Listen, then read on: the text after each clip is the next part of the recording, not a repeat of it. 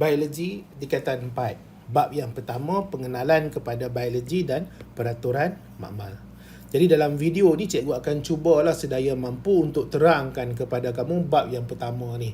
Jadi kalau bab pertama ni kalau kamu dengar mungkin kemungkinan kamu tingkatan 4. Tak apalah tingkatan 5 pun tak apa, ulang kaji kan.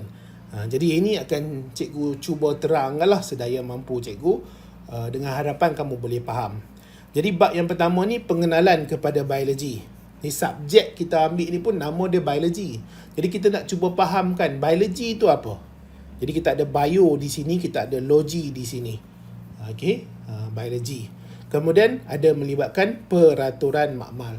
Cikgu percaya mungkin subjek kimia dan subjek fizik pun ada peraturan makmal. Cuma pastinya lah spesimen ataupun bahan yang digunakan dalam subjek biologi ni dia berbeza dengan apa yang ada untuk kimia dan fizik. Jadi kemungkinan bahan yang berbeza tu berbeza cara pengendalian dia. Berbeza cara teknik keselamatan dia tu berbeza. Jadi kita tengoklah apa yang ada di dalam bab yang pertama ni, iaitu yang melibatkan pengenalan kepada biologi dan peraturan makmal. Jadi biologi. Okey. Jadi biologi berasal daripada bahasa Yunani. Jadi lamalah ilmu tentang biologi ni dah lama dah orang kaji, orang belajar. Orang cuba kumpulkan dalam satu subjek, iaitu subjek biologi daripada zaman Yunani. Cikgu percaya sebelum Yunani itu pun sebenarnya dah ada ahli-ahli saintis, pemikir-pemikir yang dah mula buat kajian tentang biologi ini. Tetapi perkataan biologi itu sendiri datang daripada bahasa Yunani. Jadi biologi itu berasal daripada dua perkataan Yunani, iaitu bios dan logos. Jadi bios ni maksudnya apa? Bios ni maksudnya kehidupan. Kehidupan, hidup, benda hidup, living things. Jadi macam mana kita nak kategorikan benda hidup dengan benda tak hidup? Benda hidup ni mudah aja kita tengok, dia ada ciri-ciri benda hidup. Apa ciri-ciri benda hidup? Yang paling mudah sekali, dia bernafas. Kenapa dia bernafas? Dia memerlukan oksigen dan dia membuang karbon dioksida. Okey? Jadi dia bernafas. Kemudian dia bertumbuh. Dia membesar. Dia berlaku development. Sebagai contoh, kita ada manusia. Jadi manusia bila dilahirkan, dia keluar daripada perut ibu dia bayilah kan. Di fasa bayi, berat dia kemungkinan 3 kilogram. Daripada 3 kilogram tu, dia akan makin lama makin berusia dan makin bertumbuh, makin membesar. Daripada berat dia 3 kilogram, dia akan jadi berat 10 kilogram. 10 kilogram jadi 20 kilogram dan seterusnya lah. Kenapa boleh mengalami pertambahan berat tu? Disebabkan dia mengalami pertumbuhan. Jadi itu adalah living things. Selain daripada yang kita nampak dengan jelas ni, ada juga ciri-ciri lain. Contohnya dia membiak. Daripada satu generasi, dia membiak jadi generasi yang seterusnya. Generasi seterusnya membiak jadi generasi yang seterusnya. Dia makin lama makin banyak. Itu adalah antara ciri-ciri bagi kehidupan. Dan kamu kena ingat juga, dalam subjek biologi ni, kita bukan belajar sekadar benda-benda hidup sahaja. Tetapi ada juga benda-benda yang kita kategorikan sebagai tidak hidup. Tetapi dia mempengaruhi, dia memainkan peranan yang penting dalam kehidupan benda hidup. Sebagai contoh tadi kan, benda hidup dia mengalami proses respirasi. Jadi kenapa dia mengalami proses respirasi? Untuk dia mengambil oksigen. Jadi oksigen tu benda tak hidup. Dia elemen, dia gas yang ada di udara. Jadi dia benda tak hidup. Jadi benda tak hidup tu dia mempengaruhi kehidupan. Jadi nak tak nak kita kena fahamkan juga benda tak hidup tu. Sebab apa? Apa sahaja yang berkait dengan benda hidup, berkait dengan kehidupan, kita nak kena fahamkan. Boleh ya? Tapi untuk yang bios ni ataupun bio ni, dia adalah kehidupan. Kemudian logos pula adalah kajian. Kajian mengenai kehidupan. Jadi bila ada kajian, kita akan ada hasil. Kita akan ada result. Kita akan ada dapatan. Dan dapatan ni akan jadi ilmu lah. Dia akan dikembangkan jadi teori. Jadi makin lama makin banyak dia punya fakta-fakta, ilmu-ilmu yang melibatkan kehidupan. Ya, jadi dia kajian atau ilmu yang melibatkan kehidupan. Jadi dalam buku teks kamu tingkatan 4 tu, dia ada ilmu tentang biologi lah. Dia ada ilmu tentang biologi. Dia ada ilmu tentang kehidupan. Dia ada ilmu tentang biologi pula. Dia ada ilmu tentang kehidupan. Jadi ada banyak sebenarnya. Tapi untuk tingkatan 4 ni banyak melibatkan haiwan. Banyak melibatkan manusia. Tingkatan 5 tu nanti barulah kita masuk sedikit ataupun banyak jugalah tentang tumbuhan. Banyak juga tentang tumbuhan. Dan ada nanti belajar tentang biodiversity, kepelbagaian kehidupan yang ada di muka bumi. Okey, seterusnya apa? Biologi kajian terperinci tentang benda hidup dan persekitaran. Jadi dia adalah kajian terperinci. Tetapi yang ada dalam buku teks kamu ni dia tak ada lah terperinci sangat. Dia sekadar nak memenuhkan setahun tu. Jadi ilmu tu adalah untuk memenuhkan setahun kamu punya pelajaran. Tapi dia bukanlah terlalu terperinci, terlalu mendalam sangat untuk tingkatan 4 punya syllabus ni. Jadi kamu jangan ingat apa yang ada dalam buku teks itulah sahaja tentang ilmu biologi. Tak, dia lagi banyak dan lagi mendalam. Kemudian kajian terperinci tentang benda hidup dan persekitaran. Jadi persekitaran ni yang akan mempengaruhi benda hidup. Dia mempengaruhi benda hidup. Jadi kenapa kita kena fahamkan tentang persekitaran? Sebab persekitaran tu mempengaruhi benda hidup. Jadi kalau sesuatu berlaku pada persekitaran dan dia akan pastinya mempengaruhi benda hidup.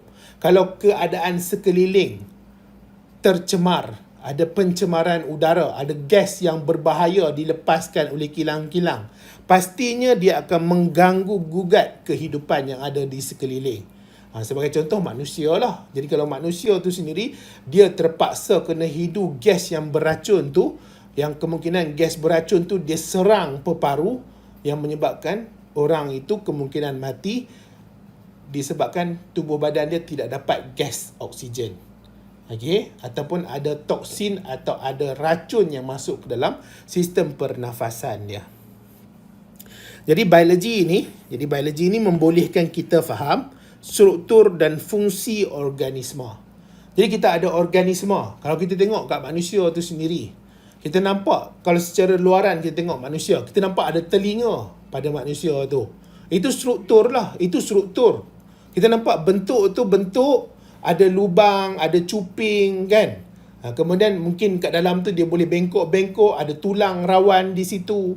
Jadi ada struktur di situ. Kemudian pastinya bila ada struktur, dia ada fungsi. Kenapa dekat telinga tu ada lubang? Ya. Kenapa ada lubang? Jadi ada fungsi. Fungsi lubang tu apa? Sebagai contoh mata. Kita nampak mata. Mata tu ada anak mata yang warna hitam tu. Dalam tu ada lagi struktur-struktur lain. Ada iris lah, ada gelemair lah, ada gelemaca lah, ada retina lah. Ya.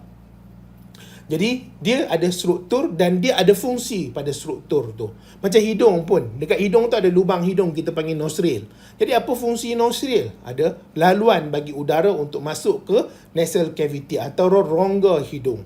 Jadi kita akan cuba fahamkan tentang struktur. Struktur ni pastinya nama dia lah, nama dia. Struktur ni selalunya kamu kena ingat nama, ya. Kemudian fungsi bagi struktur organisme tu. Struktur tu dia mesti ada fungsi dia. Jadi apa fungsi bagi struktur tu? Jadi dia akan, selain daripada itu kita akan juga faham tentang hubungan interaksi antara organisme dan alam. Okey? Interaksi antara organisme dan alam. Jadi kita ni ada interaksi dengan persekitaran kita. Kita kat rumah kita ada banyak sebenarnya organisme-organisme, haiwan-haiwan, tumbuhan-tumbuhan yang nak tak nak kita mesti berinteraksi. Sebagai contoh, interaksi apa yang ada berlaku dalam rumah? Mungkin interaksi kamu dengan kucing kamu. Okey? Jadi macam mana kamu nak berinteraksi dengan kucing kamu? Kamu panggil lah kucing kamu nak makan tengah hari.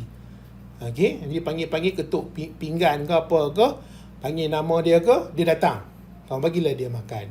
Okey? Interaksi selain daripada interaksi antara kamu dengan kucing kamu, apa interaksi lain? Interaksi antara organisme dengan satu lagi organisme, mangsa dan pemangsa. Mangsa dan pemangsa. Kamu tangkap ikan dekat luar tu, dekat longkang tu ada ikan haruan ke ikan keli ke, kamu tangkap. Jadi kamu tu adalah pemangsa. Ikan yang kat luar yang ditangkap tu adalah mangsa. Jadi ada interaksi di situ. Ada interaksi di situ. Jadi antara organisma dengan alam. Dengan alam pun ada interaksi dia. Jadi kita akan cuba contoh rumah panas sangat. Jadi bila rumah tu panas sangat, kita tanam pokok-pokok banyak sedikit. Jadi dengan adanya pokok-pokok tu, dia beri teduhan. Jadi dia halang cahaya matahari tu kena terus pada rumah. Jadi bila dia halang cahaya matahari kena terus pada rumah tu akan agak sejuk lah. Agak sejuk. Jadi di situ dia ada hubungan dan interaksi antara manusia tu dengan tumbuhan. Selain daripada dia akan halang, dia juga akan bekarkan oksigen. Kita akan dapat udara yang segar. Kemudian kita ada bidang kajian yang melibatkan biologi, iaitu kita ada botani. Botani ni dia melibatkan tumbuhan lah. Jadi ada orang memang dia belajar secara khusus. Dia sambung dia punya ijazah sarjana muda tu, dia ambil belajar tentang tumbuhan saja. Apa faktor yang menyebabkan tumbuhan tu mati? Apa faktor yang menyebabkan tumbuhan tu dapat hidup? Apa serangga-serangga, perosak-perosak yang boleh memusnahkan tumbuhan-tumbuhan tu? Jadi dia belajar tentang semua yang melibatkan tumbuhan secara lebih spesifik dan detail. Jadi botani. Kemudian fisiologi pula, dia adalah melibatkan proses yang berlaku. Sama ada kita ada tumbuhan, plant fisiologi, proses yang berlaku dalam tumbuhan tu yang menyebabkan tumbuhan tu mati. Proses yang berlaku dalam tumbuhan tu yang menyebabkan tumbuhan tu boleh hasilkan buah. Apa proses yang berlaku pada tumbuhan tu yang menyebabkan dia boleh hasilkan biji benih dia? Itu fisiologi. Fisiologi proses, dia melibatkan proses khusus yang berlaku dalam organisma tersebut. Dia boleh melibatkan kepada tumbuhan dan melibatkan kepada haiwan. Kemudian kita ada ekologi. Ekologi ni melibatkan persekitaran. Persekitaran tu dia ada banyak lah. Ekosistem yang ada dekat muka bumi ni. Ada persekitaran kolam, ada persekitaran hutan, ada persekitaran bukit, ada persekitaran bandar, ada persekitaran tasik, ada persekitaran laut. Jadi dia akan cuba belajar tentang persekitaran ni, bagaimana persekitaran ni mempengaruhi kehidupan yang ada. Yang paling penting sekali pastinya manusia lah. Kita sebenarnya apa sahaja yang berlaku dekat muka bumi ni, kita tak nak dia terkesan dan memberi kesan yang buruk kepada manusia. Jadi kalau sesuatu berlaku dekat persekitaran, pastinya tak nak dia akan memberi kesan kepada manusia. Kemudian kita ada genetik. Jadi genetik ni adalah kajian yang melibatkan struktur pewarisan, melibatkan DNA.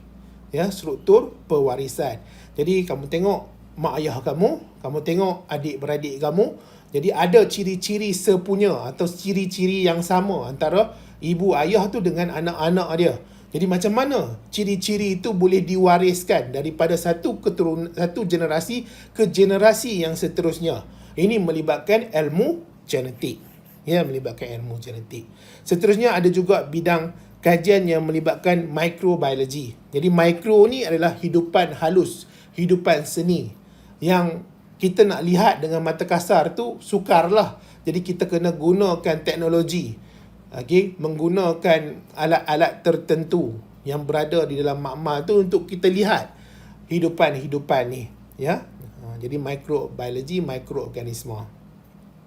Dan sekarang ni pun banyaklah terkenal kan mikroorganisma yang melibatkan coronavirus tu, COVID-19 tu kan. Jadi kamu jangan ingat ada yang ini saja. Ada lagi, banyak lagi sebenarnya bidang-bidang dalam biologi ni, bidang-bidang kajian dalam biologi. Yang ini hanyalah sedikit daripada bidang-bidang yang banyak tu. Sedikit sahaja daripada bidang-bidang yang banyak tu. Contohnya apa lagi Ada parasitologi. Parasitologi tu melibatkan parasit. Belajar tentang parasit sahaja. Parasit yang melibatkan bakteria, parasit yang melibatkan virus, parasit yang melibatkan cacing. Belajar tentang tu sahaja. Apa lagi? Farmakologi. Farmakologi tu dalam biologi ke? Ada banyak lagi lah kalau cikgu nak pergi sebut. Immunologi. Salah contoh tentang immune system, sistem pertahanan dalam badan. Jadi ini hanyalah sedikit sahaja di bidang kajian di dalam biologi. Kemudian kita nak pergi kepada sumbangan biologi kepada kehidupan kita lah, kehidupan manusia tu terutama sekali. Jadi apa sumbangan biologi kepada kehidupan manusia? Kepada manusia tu secara khusus dia, yang pertama adalah bidang perubatan. Jadi dengan adanya bidang perubatan tu, jadi dia dapat menyelesaikan banyak masalah-masalah kesihatan. Okay? Contohnya ada melibatkan in vitro fertilization, persenyawaan in vitro. Jadi persenyawaan in vitro ni dia dapat membantu dalam masalah melibatkan kemandulan. Okay, dia dapat membantu dalam masalah melibatkan kemandulan. Kemudian kita ada terapi jin. Jadi terapi jin ni ada orang-orang tertentu yang lahir ke muka bumi ni dia ada masalah pada struktur genetik dia. Jadi bila ada masalah kepada struktur genetik dia, ini akan menyebabkan tubuh badan dia akan ada penyakit-penyakit tertentu. Jadi bila ada penyakit-penyakit tertentu, jadi kehidupan seharian dia akan terganggu. Kemungkinan muka dia pucat, dia cepat lemah, tak dapat bernafas dengan baik. Jadi akan ada masalah lah untuk dia hidup hari demi hari akan ada masalah. Jadi dia dipanggil sebagai terapi jin ni, yang mana dia akan cuba gantikan jin yang dah rosak tu, ataupun yang bermasalah tu, jin yang bermasalah tu dengan jin yang elok. Jadi bila dia gantikan dengan jin yang elok, jadi kemungkinan tubuh badan dia dapat adaptasi dengan jin yang elok tu, dan dia akan hilang masalah tu. Dia akan hilang penyakit tu. Ya. Jadi dia dipanggil sebagai terapi jin. Itu bidang perubatan. Ada lagi sebenarnya banyak lagi sumbangan-sumbangan biologi ni dalam bidang perubatan. Kemudian ada sumbangan dalam bidang farmasi. Sebagai contoh, penghasilan vitamin sintetik. Jadi dia ada vitamin sintetik. Jadi kadang-kadang ada setengah orang ni, dia diet dia tu dia berbeza sedikit dengan orang lain. Sebagai contoh, ada orang dia tak makan sayur, dia tak makan buah-buah, nasi pun dia tak makan. Dia makan apa? Dia makan biskut saja. Dia tiap hari makan biskut saja. Jadi kemungkinan ada vitamin-vitamin tertentu tubuh badan dia tak dapat. Jadi bila vitamin-vitamin tertentu tu tubuh badan dia tak dapat, jadi macam mana dia nak jalankan ataupun nak proses fisiologi itu nak berjalan dengan baik dalam tubuh badan. Jadi nak tak nak dia terpaksa kena bergantung dengan vitamin sintetik yang dia kena ambil daripada luar, ya. Kemudian bidang farmasi juga ada dalam proses penghasilan vaksin. Jadi vaksin ni adalah penyakit yang telah dilemahkan, dimatikan, ataupun penyakit punya struktur tu yang telah dipecah-pecahkan. Kita ambil struktur yang kecil ataupun sebahagian daripada struktur tu dan masuk ke dalam badan manusia lah, ataupun badan haiwan. Jadi boleh ya, badan haiwan pun dia ambil vaksin juga. Sebagai contoh kucing pun ada ambil vaksin juga supaya dia dapat bina dia punya sistem pertahanan badan untuk lawan dengan penyakit. Okay? Kemudian kita ada hormon. Jadi penghasilan hormon. Yang paling terkenal sekali adalah insulin lah. Jadi insulin ni adalah melibatkan orang yang kena diabetes mellitus ataupun kencing manis. Jadi kencing manis ni dia salah satu sebabnya disebabkan hormon insulin itu tak berkeupayaan lagi untuk menukarkan gula yang berlebihan kepada glycogen. Dia tak mampu nak tukar lagi. Jadi bila tak mampu nak tukar lagi, dia terpaksa kena ambil insulin daripada luar. Dia cucuk insulin masuk dalam saluran sistem peredaran darah dia, dan ini akan membantu dalam penukaran glukosa yang berlebihan kepada glycogen. Jadi bidang farmasi ini dia dapat hasilkan insulin. Kemudian kita ada enzim sintetik. Jadi enzim ni penting lah. Jadi kadang-kadang enzim ni digunakan untuk melembutkan daging. Jadi dengan adanya bidang farmasi ini, dia dapat hasilkan enzim-enzim tertentu. Kemudian dia dapat digunakan dalam food industry, industri pemakanan. Jadi industri pemakanan ni besar ya. Dia cukup-cukup cukup besar lah ya. Nak memastikan makanan tu dapat disimpan dalam jangka masa yang sangat-sangat lama dan dapat kekalkan kualiti dia. Dan kadang-kadang dia terpaksa menggunakan enzim-enzim sintetik yang tertentu. Kemudian kita ada bidang penghasilan makanan, sumbangan biologi ini. Sebagai contoh, penghasilan keju, kicap, tapai, tempe. Jadi nak tak nak dia ada juga melibatkan mikroorganisma. Sebagai contoh, penghasilan tapai ini, dia akan menggunakan mikroorganisma yang akan membantu dalam proses kita nak jadikan dia tapai. Okey, tempe pun samalah. Jadi ini adalah yang melibatkan pengenalan kepada biologi. Ini adalah pengenalan kepada biologi. Ini bahagian pertama ni adalah melibatkan pengenalan kepada biologi. Ya, kita nak cuba fahamkan pengenalan kepada biologi. Cikgu harap kamu boleh faham lah. Yang biologi tak susah pun. Jadi kalau secara rumusan dia, apa dia tu biologi? Biologi ni kita nak belajar ilmu tentang kehidupan. Ilmu tentang kehidupan. Apa sahaja yang melibatkan, apa sahaja kita kategorikan sebagai kehidupan tu, sebenarnya kita belajar dalam tingkatan 4 dan 5 ni. Yang paling besar sekali dalam kehidupan ni, kita ada haiwan dan tumbuhan lah. Kita ada haiwan dan tumbuhan. Jadi pastinya kita akan belajar tentang haiwan dan tumbuhan. Dalam kategori haiwan ni, antara yang paling terkenal sekali, paling besar sekali adalah manusia tu sendiri. Okay? Manusia tu sendiri. Jadi manusia tu, kita akan cuba belajar banyak dalam tingkatan 4 ni yang melibatkan manusia. Sistem pernafasan manusia, sistem pembiakan manusia, sistem apa lagi? Sistem pencernaan dalam badan manusia. Haiwan tak banyak sangat. Haiwan yang lain-lain tu tak banyak sangat lah. Kucing ke, anjing ke, lembu ke, kambing ke, arnab ke, tak ada. Dia banyak melibatkan manusia. Dan untuk tingkatan 5 nanti kamu akan belajar tentang tumbuhan. Melibatkan tumbuhan. Jadi ramailah orang dia tak suka sangat melibatkan tumbuhan ni. Dia tak rasa benda tu dekat dengan dia. Ya. Kalau melibatkan manusia tu dia rasa dekat sikit lah. Jadi kalau dia belajar tentang sistem pencernaan, dalam tubuh badan dia sedang mengalami pencernaan. Jadi dia rasa menarik sedikit lah berbanding dengan dia belajar melibatkan tumbuhan. Okey, sekarang ni kita nak pergi kepada peraturan makmal, melibatkan makmal, ya. Kita nak belajar tentang makmal. Untuk bahagian ni, kamu boleh buka muka surat 6, ya. Muka surat 6, buku teks.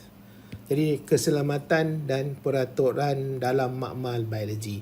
Jadi cikgu letak keyword utama dia makmal lah. Jadi apa benda yang kamu akan jalankan di dalam makmal? Apa benda yang kita akan jalankan dalam makmal? Kita akan jalankan penyiasatan saintifik. Kita akan buat siasatan. Kita buat siasatan dan selalunya kita ada tajuk kita lah. Waktu tu kamu belajar tentang bab apa. Jadi tajuk dia apa? Jadi apa dia punya penyataan masalah dia? Yang kamu akan cuba selesaikan, kamu akan cuba jawab melalui eksperimen yang dijalankan di dalam makmal. Jadi eksperimen kena jalan dalam makmal lah. Itu yang paling bagus sekali. Bukanlah kata tak boleh kamu nak buat dalam kelas, kamu nak buat kat rumah, boleh juga, tak ada masalah. Kalau ada bahan-bahan tertentu yang kita boleh dapatkan daripada dapur rumah kamu, tak ada masalah. Contohnya macam proses ataupun eksperimen melibatkan hypertonik, hipotonik dengan isotonik. Nanti kamu akan belajar lah tentang benda tu. Yang mana kita nak buat telur masin ke, kita nak tengok tumbuhan yang dah layu tu boleh segar balik ke. Jadi itu antara eksperimen mudah yang boleh dijalankan di dalam rumah ataupun di dapur rumah lah, ya. Tetapi paling bagus sekali di makmal sekolah. Paling bagus sekali di makmal sekolah. Jadi kamu perlu tahu tentang langkah keselamatan ataupun apa benda yang perlu dan jangan dibuat di dalam makmal. Kena tahu, kena baca lah dia punya guideline dia tu. Okey. Kemudian patuhi peraturan makmal. Pertama perlu baca dulu peraturan makmal tu apa, dan bila dah tahu peraturan makmal tu apa, kena patuhi peraturan makmal. Okey, supaya kita dapat elakkan masalah. ataupun bila masalah berlaku, kita dapat kurangkan kecederaan ataupun kita elakkan kecederaan. Okey, jadi itu adalah langkah keselamatan yang kita perlu patuhi. Okey, yang pertama sekali kita ada peralatan makmal. Okey, peralatan makmal yang boleh digunakan untuk mengurangkan ataupun untuk mengelakkan bahaya-bahaya yang ada di dalam makmal tu. Jadi peralatan makmal ni untuk mengelakkan atau mengurangkan bahaya yang ada di dalam makmal. Jadi kalau kamu ada nota ni, kamu boleh tulislah peralatan makmal, okey, untuk perlindungan diri. Perlindungan diri. Okey, peralatan makmal untuk perlindungan diri. Jadi ini melibatkan peralatan makmal, ya, peralatan makmal. Jadi kita ada sistem pancuran keselamatan. Jadi ini macam ayat pancung lah. Macam dalam toilet tu, dalam tandas tu kemungkinan ada kalau kita nak mandi, kita buka sahaja ada air keluar daripada atas. Jadi sistem pancuran keselamatan. Jadi kemungkinan bila kita buat sesuatu eksperimen tu, ada bahan kimia yang terpecik kena dekat muka. Ada yang terpecik kena dekat baju ke. Okay? Dan bila terpecik kena dekat baju, kita nak ambil air macam mana daripada sinki tu. Kemungkinan agak susah.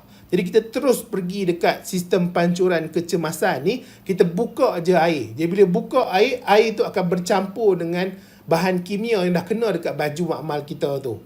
Atau baju sekolah kita tu.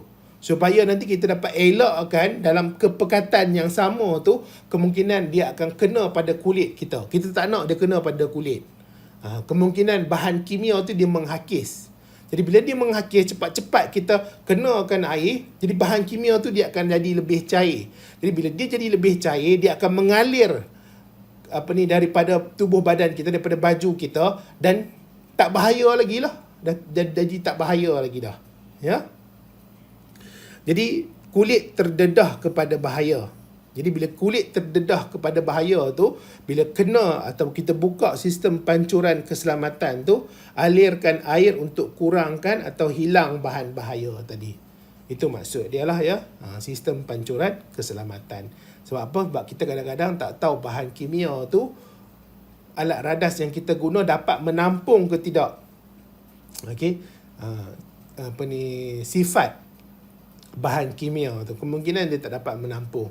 Contohnya, suhu terlampau tinggi sangat, tabung uji tu meletup, pecah, kan? Jadi bila pecah saja, bahan kimia yang dipanaskan tu kena pada baju.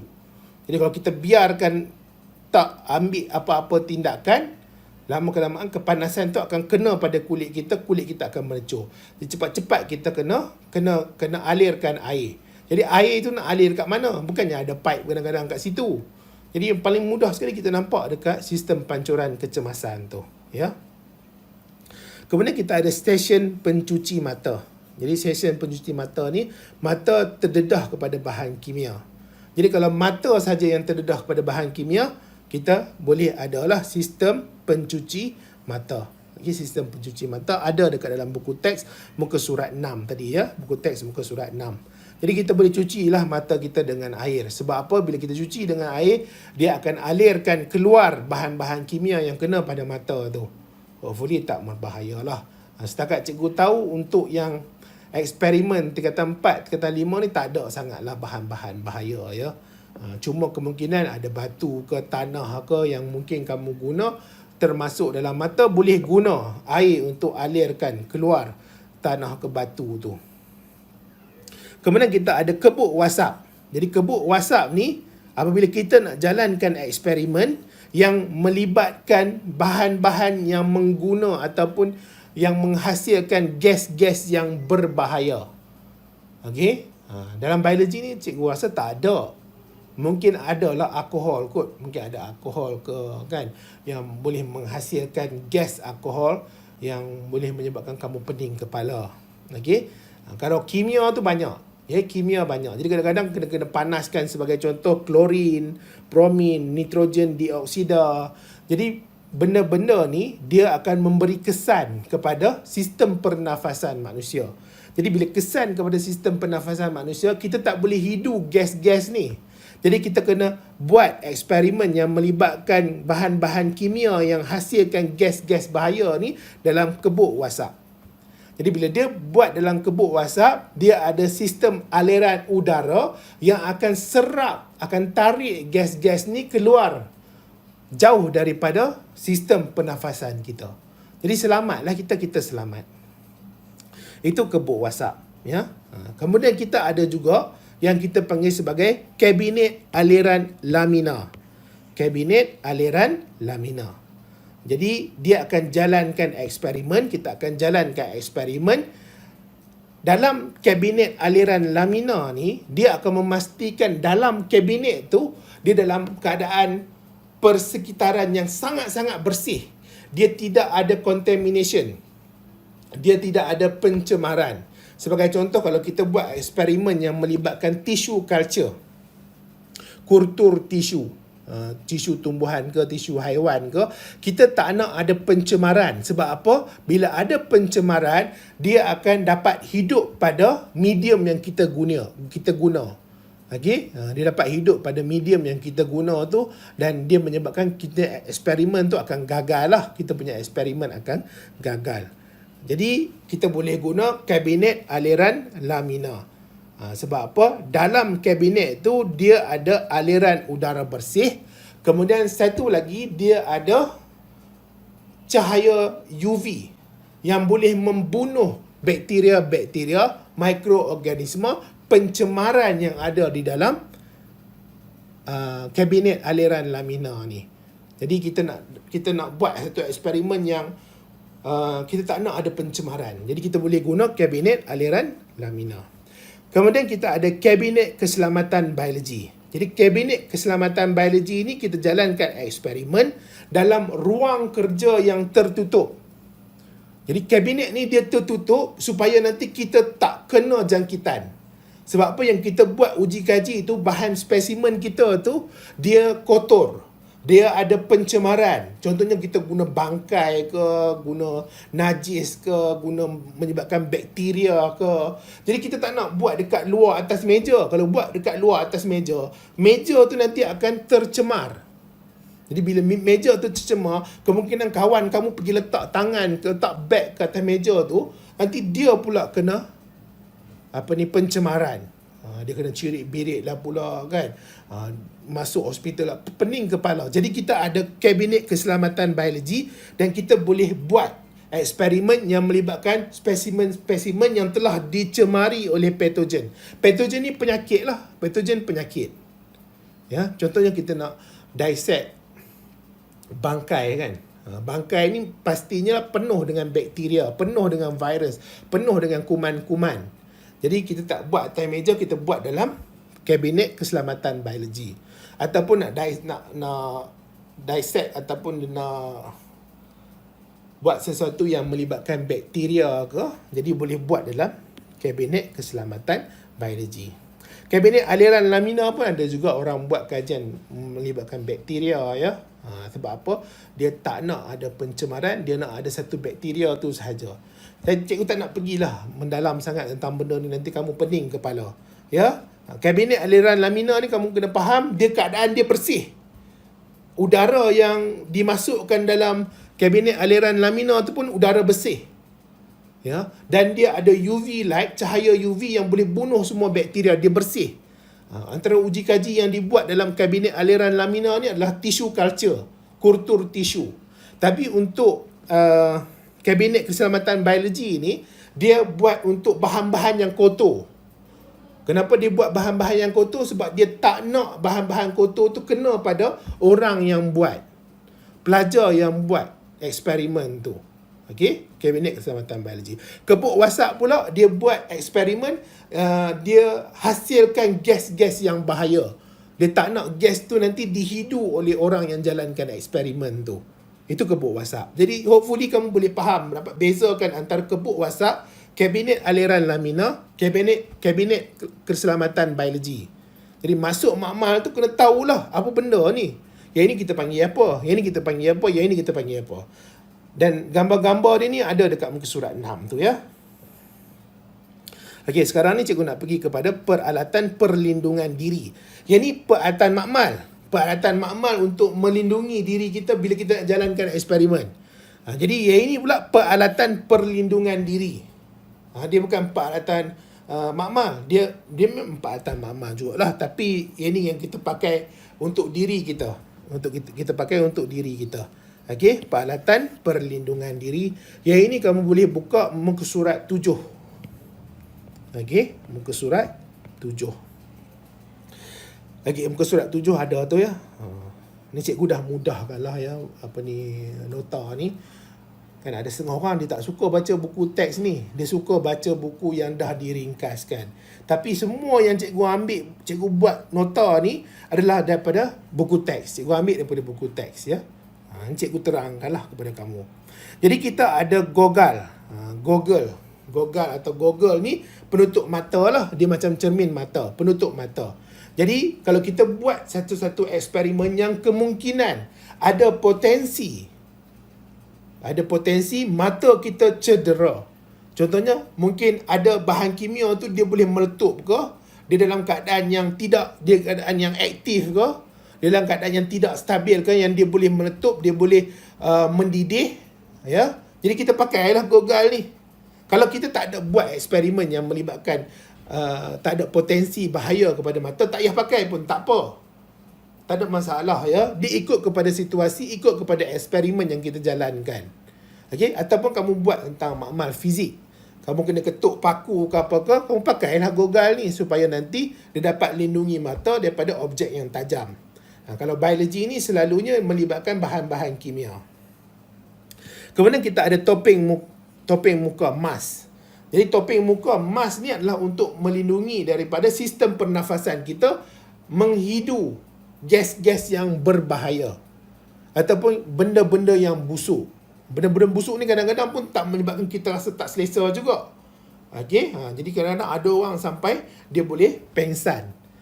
Jadi boleh pakai topeng muka. Tapi kalau eksperimen tu tak ada apa-apa yang berbahaya yang melibatkan sistem pernafasan, tak pakai pun tak apa, tak ada masalah. Ya, tak ada masalah. Tak pakai pun tak apa. Dia bukan sesuatu yang wajib, dia tak. Ya. Sarung tangan pun sama juga. Okey? Dia ada untuk kendali sampel. Jadi ada sampel-sampel tertentu dia dah tercemar. Contohnya bangkai, contohnya najis, contohnya air kencing. Air liur ke. Jadi mungkin kamu rasa geli ke kan? Jadi boleh pakai sarung tangan. Tapi dia bukanlah sesuatu yang wajib. Kalau eksperimen tu tak melibatkan, contohnya kamu sekadar nak potong kentang sahaja. Sekadar nak potong kentang, tak perlu pakai sarung tangan makmal pun. Ya, potong je lah kentang tu, nanti basuh tangan. Ya, macam kamu masak kat dapur. Perlu tak kita pakai sarung tangan? Tak perlu. Ya, kita boleh basuh saja tangan. Tetapi kadang-kadang nak pegang sesuatu yang kotor, bangkai ke, ataupun kita nak buat dissection. Kita nak bedah tikus, bedah katak. Jadi kadang-kadang takut tangan kita tu kena dengan darah ke apa ke. Jadi boleh pakai sarung tangan. Kemudian pencuci tangan. Jadi pencuci tangan ni bila dah kita terdedah tangan kita dengan benda-benda kotor ataupun dah jalankan eksperimen, sepatutnya kita kena cuci tangan kita lah dengan pencuci tangan. Jadi pencuci tangan daripada sabun ni dia sangat bagus untuk membunuh kuman. Kemudian baju makmal. Pencuci tangan ni dia adalah benda yang antaranya wajib dibuat lah. Maksudnya habis je eksperimen, kita pergilah cuci tangan kita. Ya, sebab apa kadang-kadang walaupun kita tak buat eksperimen, kita letak tangan kita atas meja tu. Ya, bila kita letak tangan kita atas meja, kulit kita kena pada meja makmal tu. Meja makmal tu kadang-kadang dia tak bersih. Jadi better bila kita dah habis eksperimen tu, kita cuci tangan. Sebab nanti kita nak makan ke, kita nak buka gula-gula ke, kita nak makan roti ke. Jadi tangan kita paling tidak pun dah bersih. Kemudian baju makmal. Baju makmal ni adalah sesuatu yang wajib. Ini wajib. Pencuci tangan, sarung tangan, topeng muka, gogal ni tak ada lah kritikal sangat. Tapi baju makmal ni adalah wajib. Jadi memanglah tak kira lah kita buat eksperimen apa pun, baju makmal adalah benda yang wajib bila kita masuk ke dalam makmal. Kemudian kasut makmal. Kasut makmal ni bukanlah kasut yang spesifik pun. Kasut makmal ni maksudnya apa? Kasut yang bertutup. Tak boleh pakai slipper. Kenapa tak boleh pakai slipper? Sebab kadang-kadang bila kita jalan, kita pegang alat radas kemungkinan dia jatuh. Bila jatuh, dia pecah. Di kaca dia pecah. Bila pecah, kemungkinan sepihan daripada pecahan tu kena pada kaki kita. Dan bila kena pada kaki kita akan luka. Sebab itulah kita pakai kasut yang bertutup supaya bila dia kena pada kasut, dia takkan luka pada kulit kaki. Ataupun kalau luka pun, potensi dia sangat-sangat rendah untuk luka. Ya. Sama juga kalau ada tumpahan bahan kimia. Jadi bila tumpahan bahan kimia, dia akan kena pada kasut dulu. Jadi kita boleh cepat-cepat pergi dekat sistem pancuran kecemasan tu, cuci bahagian kasut tu. Dia tak kena pada kulit. Kita nak elakkan dia kena pada kulit. Kasut makmal ni kasut sekolah lah. Kasut sekolah je. Jadi antara yang paling penting sekali ini, baju makmal dan kasut makmal. Okey, kemudian kita nak pergi kepada bahan buangan. Bahan buangan ni kamu boleh buka muka surat 8 ya. Muka surat 8. Bahan buangan, buang dalam sinki. Ada bahan buangan yang kita boleh buang dalam sinki. Dia maksudnya boleh buang dalam sinki tu. Sinki tahu tak sinki? Sinki lah, sinki. Dalam makmal tu kita ada sinki. Mungkin sinki kamu kat tepi ke, kat tengah ke, okay? Dekat tingkap ke. Jadi sinki tu ada air selalunya. Jadi di situ kita boleh basuh lah alat radas semua. Ya, boleh basuh alat radas. Jadi sinki ni ada bahan-bahan tertentu yang kita boleh buang dalam sinki. Tak ada masalah. Ya, sebab bahan-bahan ni selalunya dia tak bahaya. Dia tidak membahaya, kemudian dia tidak menyumbatkan sistem aliran air pada sinki itu. Dia tak sumbatkan. Kalau sesuatu tu dia ada potensi untuk sumbatkan aliran air, tak boleh buang lah. Contohnya kamu buat eksperimen, kamu potong-potong kentang. Bila dah potong-potong kentang, dah tak guna dah kentang tu, kamu buang dalam sinki. Tak boleh buang dalam sinki. Buang dalam sinki nanti aliran air itu akan tersumbat dan dia akan menyusahkan ramai orang. Pembantu makmal akan susah, cikgu kamu akan susah, kemudian pelajar-pelajar yang kemudian ni nak guna sinki itu pun akan bermasalah. Ya, disebabkan kamu tak apa nak teliti dengan benda ni, kamu pergi buang dalam tu, kemudian menyebabkan sinki itu tersumbat. Tak patutlah, sangat-sangat tak patut. Kita hidup ni kita menyusahkan orang lain pula kan. Jadi ada bahan yang kita boleh buang dalam sinki, ada bahan yang kita tak boleh buang dalam sinki. Jadi kalau buang dalam sinki itu, dia akan menyebabkan masalah-masalah lain pula akan timbul. Kemudian kita ada peraturan ataupun kaedah bagaimana kita nak mengurus bahan sisa biologi. Jadi bahan sisa biologi ni kita ada 4 kategori. Kita ada kategori A, kategori B, kategori C, kategori D. Ya. Jadi kita pergi dulu kepada buang dalam sinki. Bahan buangan yang kita boleh buang dalam sinki. Sebagai contoh, kita ada bahan buangan yang melibatkan bahan kimia. Bahan kimia pH 5 hingga 9. pH 5 hingga 9 ni adalah pH yang rendah. Dia tidak terlalu berasid, dia tidak terlalu beralkali. Dia pH yang rendah. Okey? Dia cecair yang kurang pekat, tidak bahaya. Sebagai contoh, larutan sukrosa, larutan perwarna, air suling. Dia tak bahaya sangat. Dah habis guna, kita buang je dalam sinki tu. Sebab kita nak basuh alat radas yang kita guna tu, tabung uji yang kita guna tu, beaker yang kita guna tu, kita boleh buang sahaja bahan-bahan kimia ni di dalam sinki. Jadi dia tak bahaya. Kemudian tidak boleh buang dalam sinki. Jadi apa benda yang tidak boleh buang dalam sinki? Banyak benda yang tidak boleh buang dalam sinki. Sebagai contoh, sebatian pelarut organik. Jadi pelarut organik. Sebagai contoh, kita ada aseton, alkohol, benzina. Tak boleh lah. Ya, sebab sebatian pelarut organik ni tak boleh. Kemudian bahan-bahan kimia yang nilai pH dia bawah daripada 5. Maksudnya dia kalau terlalu berasid, bawah daripada 5 tu 4, 3, 2, 1, tak boleh kita buang dalam sinki. Dan kalau kita buang dalam sinki pun, kalau pH dia terlalu berasid, kita takut nanti kalau sinki tu plastik tu boleh bocor pula. Boleh rosak sinki tu pula. Ya, sebab terlalu berasid. Takut pula bila kita buang dalam sinki pun mungkin ada percikan daripada hasil buangan kita tu kena pada muka kita, kena pada tangan kita, dah berlubang pula tangan dan muka kita. Kemudian kita ada pH yang atas daripada 9. pH yang atas daripada 9. Yang keadaan alkali dia tinggi. Kemudian bahan kimia yang asid, grease, minyak. Grease minyak ni dia ada sifat yang dia boleh bergumpal.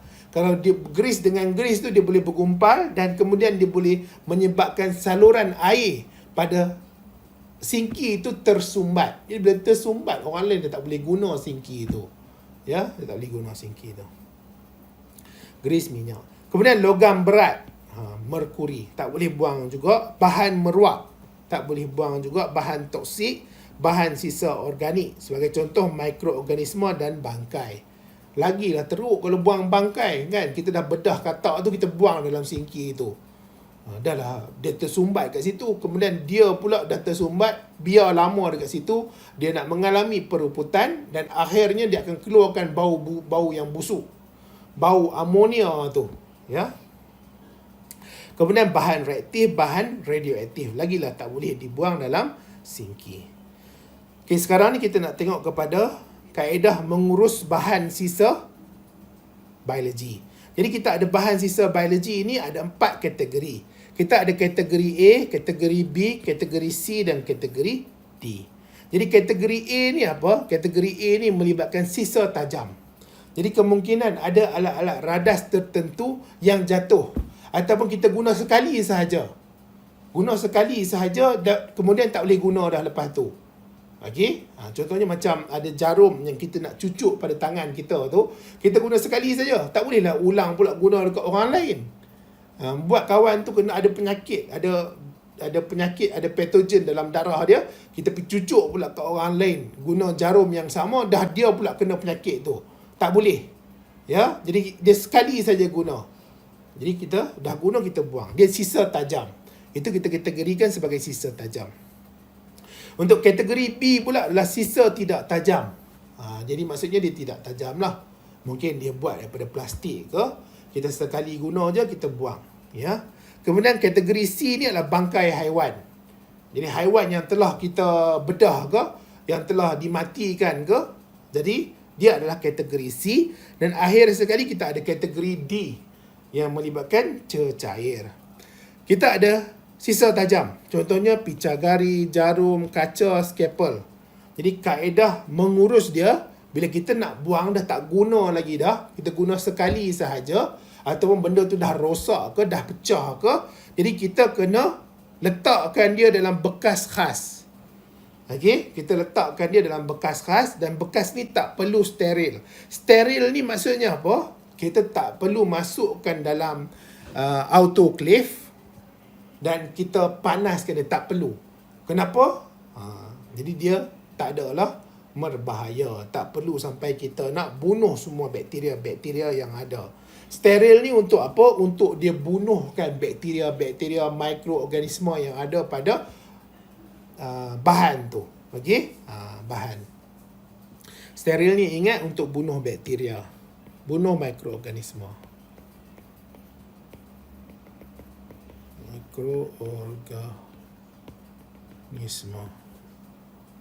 Kemudian kita ada sisa tidak tajam. Sebagai contoh kita ada sisa pepejal biologi, iaitu sarung tangan, kertas tisu, piring petri, bekas kultur plastik, agar. Benda-benda ni dia sisa pepejal. Dia tidak tajam. Tapi kita pun tak nak guna dia dah. Kita guna sekali je. Contoh sarung tangan, kita guna sekali sahaja. Habis lab tu kita buang lah, takkan orang lain nak guna sarung tangan kita. Ya. Jadi macam mana kita nak mengurus dia? Kita letakkan bahan-bahan atau sisa pepejal biologi ni dalam beg plastik biobahaya. Kita letakkan dalam beg plastik biobahaya. Ada dekat muka surat 8 ya. Kamu boleh tengoklah. Nama pun beg plastik. Beg plastik. Kemudian dekat luar dia tulis bahaya. Okey. Specimen container. Ada beg plastik bahaya tu muka surat 8. Boleh tengok ya, buku teks. Kemudian kita autoclave. Kita masukkan dalam autoclave. Autoclave ni adalah mesin. Dia adalah mesin di mana mesin ni dia akan guna suhu yang tinggi dan dia akan guna air. Untuk apa? Untuk bunuhkan semua mikroorganisma. Ni mesin ya, mesin. Okey? Mesin. Kemudian sterile dalam autoclave. Untuk apa? Nyah kontaminasi. Kita nak buang pencemaran yang ada pada ni, sisa pepejal biologi ni. Okey? Dan kemudian kita masukkan dia dalam tong biobahaya. Jadi beg plastik biobahaya ni kemudian kita masukkan dalam tong biobahaya. Okey, tong biobahaya. Okey, kategori C, bangkai haiwan. Kategori C, bangkai haiwan. Jadi contohnya kita ada bangkai lah, ataupun ada organ. Mungkin nanti cikgu kamu beli jantung lembu ke kan, nak buat dissection, nak tengok kat mana kita boleh jumpa vena cava, kat mana ventricle, septum dekat mana. Okey, mungkin dissect kita boleh cari cordae tendinae, papillary muscle. Jadi kita akan bedah jantung lembu tadi itu untuk kita tengok struktur-struktur yang ada pada jantung lembu. Jadi itu organ lah, organ. Kemudian sisa tisu haiwan, sisa tisu haiwan. Ya, jadi itu contoh untuk bangkai haiwan. Kaedah mengurus, kita bungkus rapi guna bahan penyerap. Sama ada kita boleh bungkus dia guna surat khabar, bungkus dia guna tisu ke. Kita bungkus dia. Kemudian kita bungkus beg plastik biobahaya. Kemudian kita sejuk beku. Tak payah sejuk beku pun sebenarnya tak apa. Kita buang lah kepada tempat yang sepatutnya. Selalunya pembantu makmal yang buat lah. Kamu tak ada lah sampai kamu nak pergi buang benda tu. Ya. Kemudian kategori D ni cecair. Cecair ni contohnya kita ada kultur kaldu. Okey, kita ada kultur lah karca. Yang mana ada campuran. Ada campuran yang kita akan guna untuk eksperimen. Yang kita akan guna untuk eksperimen. Ataupun kita ada cecair yang melibatkan darah. Yang melibatkan darah.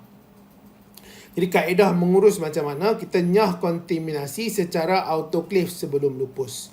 Jadi maksudnya kita kena masuk dalam mesin autoclave. Mesin autoclave ni ada dekat mana? Ada dekat muka surat 8 tu. Okey?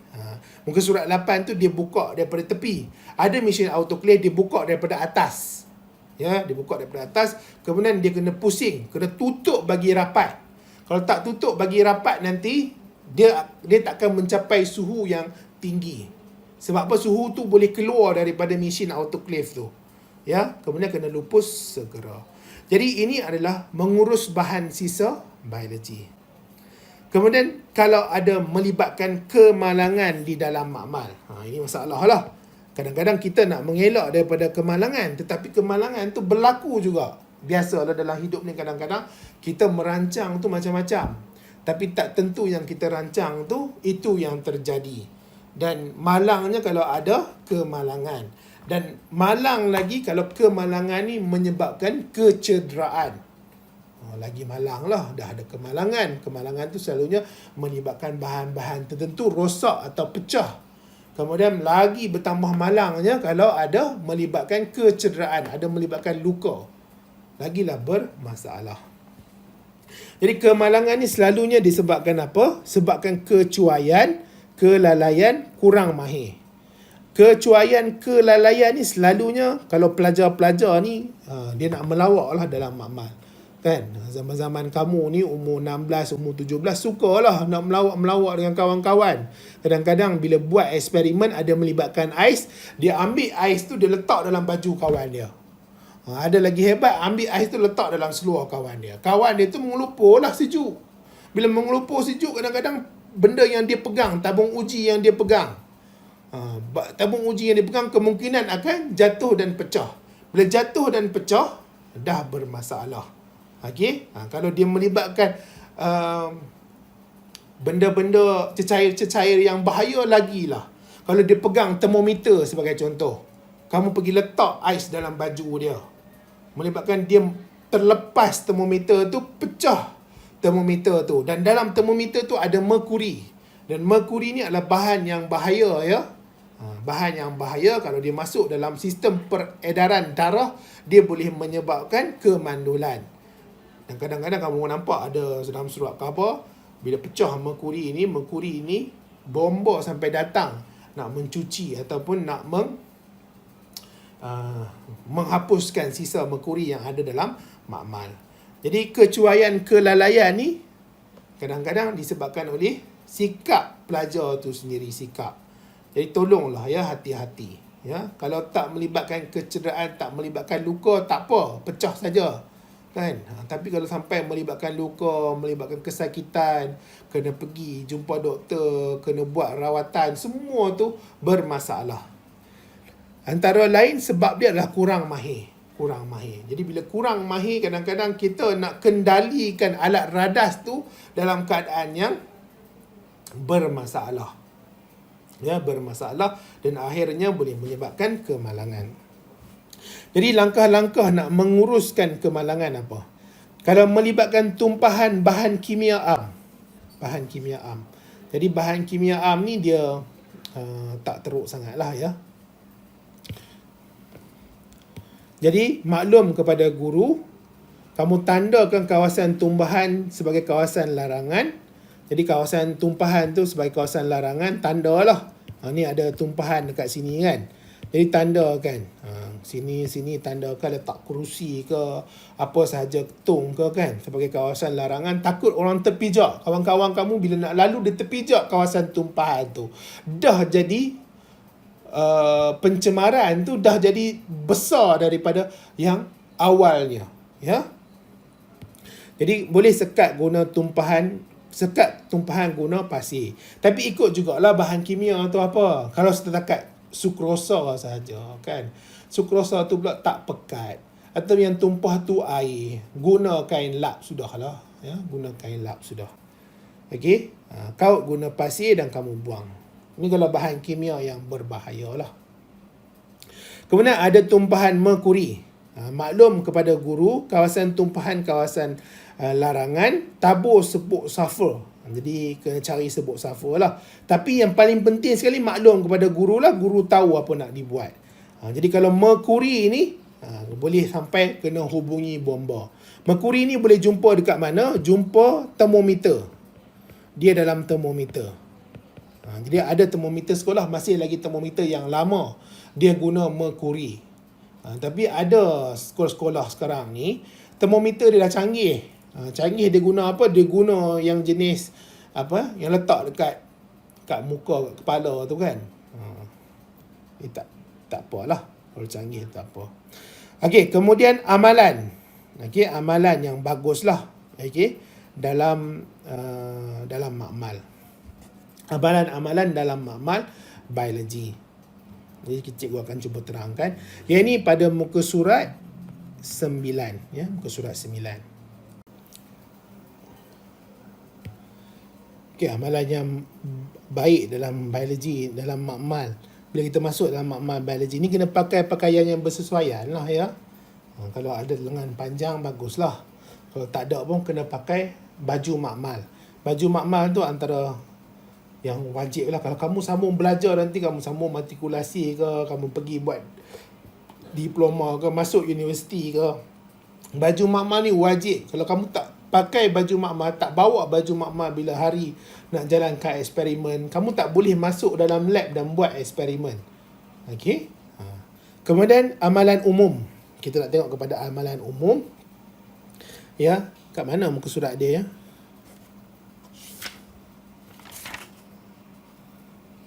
Inilah muka surat 9 dan 10 ni. Amalan umum pengawasan. Jadi bila kamu buat eksperimen dalam makmal, selalunya kena ada seseorang yang nak mengawas kamu. Nak tengok kamu buat kerja tu lah. Selalunya guru lah. Okey, guru yang akan mengawas kamu ataupun mengawal makmal tu.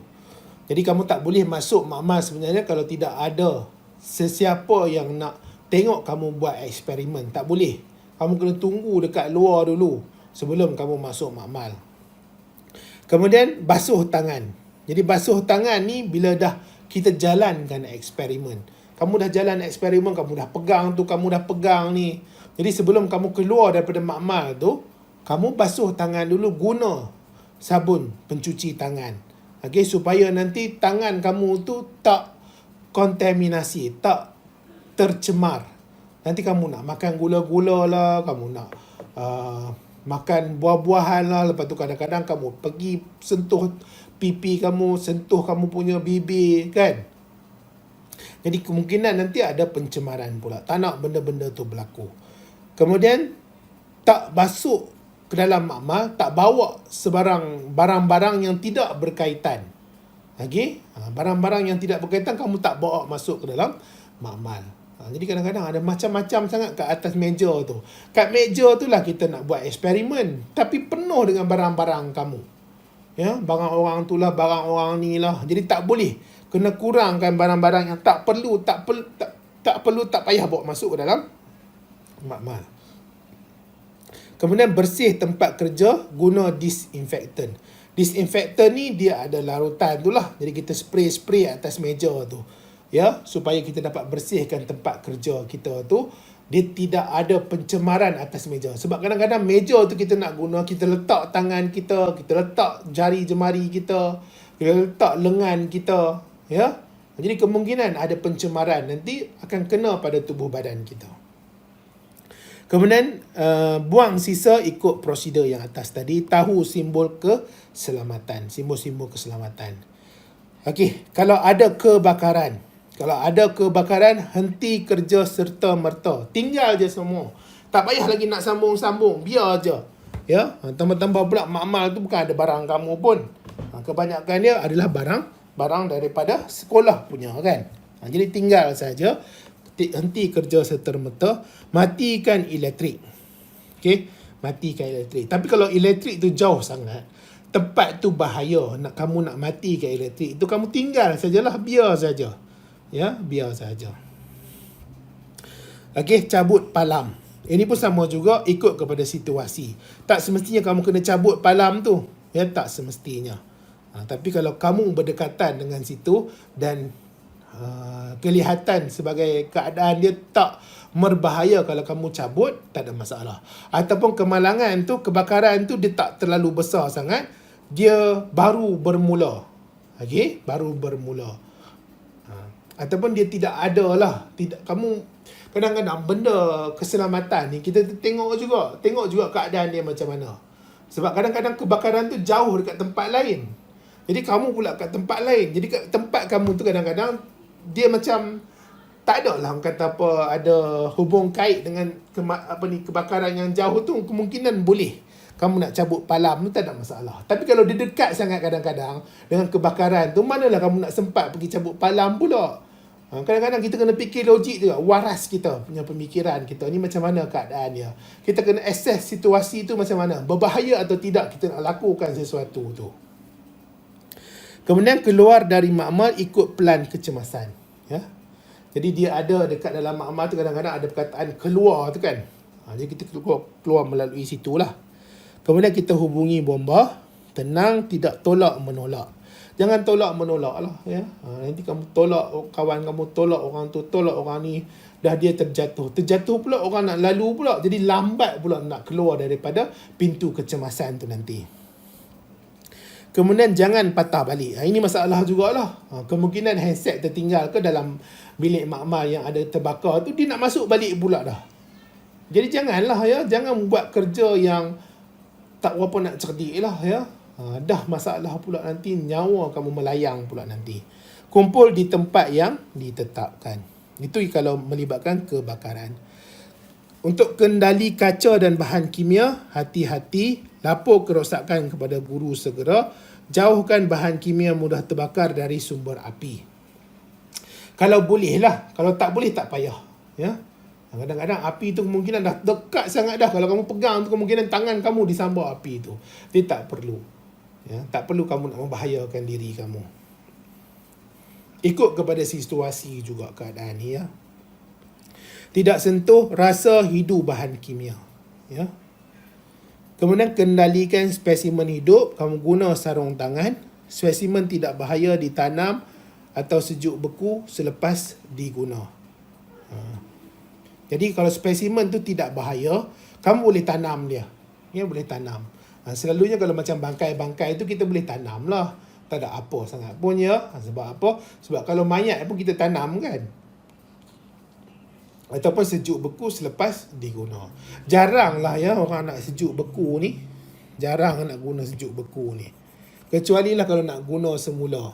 Okey. Jarang nak sejuk beku. Cuci tangan. Guna bahan cuci antiseptik sebelum dan selepas eksperimen. Ni dah cerita dah sebelum ni. Bersih tempat kerja guna disinfektan. Ni dah cerita jugalah. Kalau kita gunakan spesimen hidup. Kemudian bantuan kecemasan. Kalau memerlukan bantuan kecemasan. Jadi kena maklum guru, hubungi talian kecemasan, pindah mangsa dari tempat kejadian. Kadang-kadang bantuan kecemasan ni ada setengah-setengah orang. Kalau dia buat eksperimen yang melibatkan darah. Jadi melibatkan darah ni dia tak boleh tengok darah. Kadang-kadang kita ambil keluar darah sikit saja, tapi bila tengok darah dia jadi pening kepala.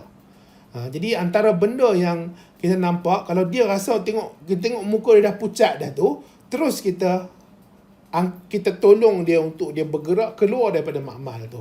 Biar dia duduk luar, ambil udara bersih, jauhkan dia daripada penglihatan dia, daripada darah-darah tu. Ya, itu selalunya yang paling mudah sekali lah. Kita jangan pula paksa dia kan, cucuk tangan dia pula, keluar darah daripada dia pula. Lagilah dia pening, dia pengsan nanti dalam tu. Dia pengsan kadang-kadang dia jatuh. Bila dia jatuh tu, kepala dia kena pada bucu-bucu dan mungkin boleh luka. Jadi kadang-kadang kemalangan ni, bantuan kecemasan ni kita boleh bagi dulu sebelum benda tu jadi lagi bahaya. Okey, beri rawatan kecemasan, tempat kemalangan, kawasan larangan. Kalau ada kemalangan lah ya, tempat kemalangan tu jadi kawasan larangan. Kemudian sikap-sikap yang sepatutnya ada bila kita nak jalankan eksperimen, nak jalankan uji kaji. Pastinya kita kena minat lah, dan kena ada sikap ingin tahu. Kita minat nak buat, kita minat nak tahu apa result, apa hasil daripada kajian tu, menjawab ke tidak penyataan masalah kita, dia berkait atau tidak dengan semua yang kita belajar di dalam kelas. Kemudian hubungi talian kecemasan. Okay? Atas pula dekat bawah ni. Okay? Sikap, minat, sikap ingin tahu. Kemudian kena jujur, tepat rekod data. Kita kena jujur lah. Jangan sesuka hati pula kawan kita dapat macam lain. Kita tengok macam kita dapat lain dan kita rasa kawan kita tu betul, kita ubah kita punya data. Tak jujur. Masalah tu tak jujur. Kadang-kadang tak apalah, kita tak dapat macam dia pun nak buat macam mana. Itulah data kita. Kemungkinan ada salah sedikit waktu kita jalankan eksperimen menyebabkan data kita lain daripada orang lain. Jadi kita boleh buat perbincangan kenapa data kita berbeza dengan orang lain. Kena rajin dan tabah. Ya, kadang-kadang nak buat eksperimen ni dia bukan ambil masa singkat. 5 minit, 10 minit dah siap. Kadang-kadang kena tunggu sampai sejam. Kena tunggu sampai sejam setengah untuk jalankan eksperimen tu. Ya, kena rajin dan tabah, bertanggungjawab, jaga kebersihan, kritis dan analitis. Ya, itu antaranya lah sikap yang ada dalam amalan-amalan semasa menjalankan eksperimen di dalam makmal. Dan sekarang cikgu nak terangkan kepada komunikasi. Komunikasi ni macam mana kita nak sampaikan maklumat, hasil ataupun result kita.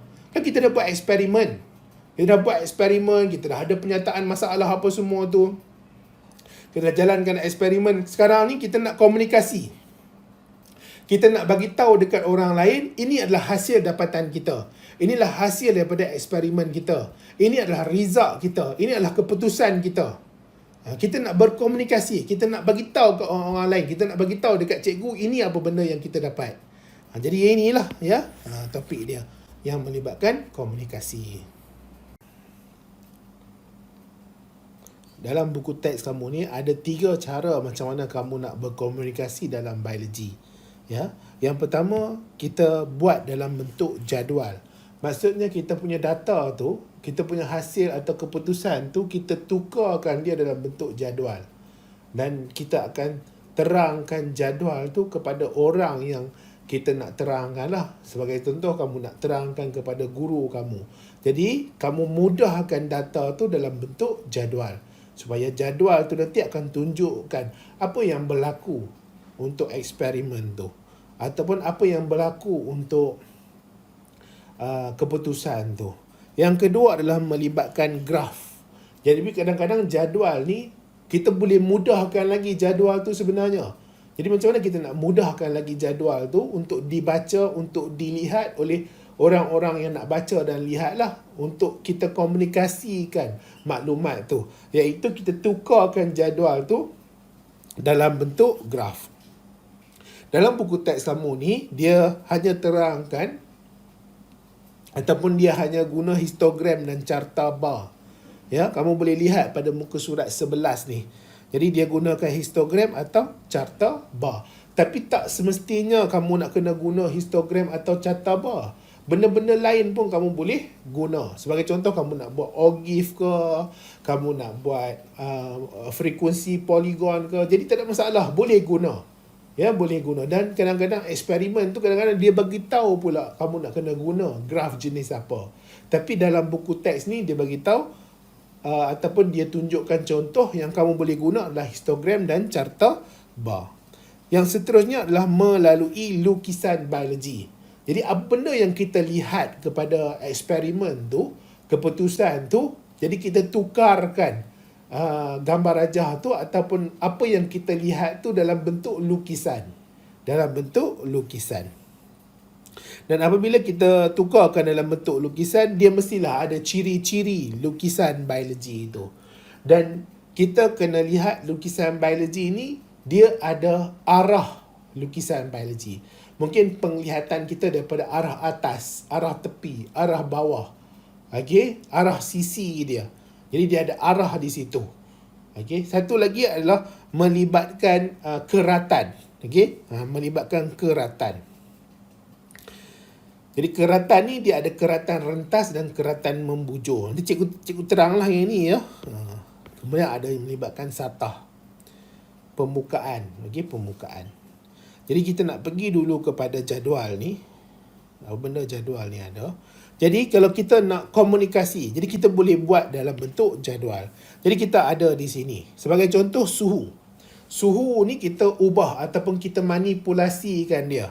Dan suhu ni kita manipulasi kan. Kita manipulasi.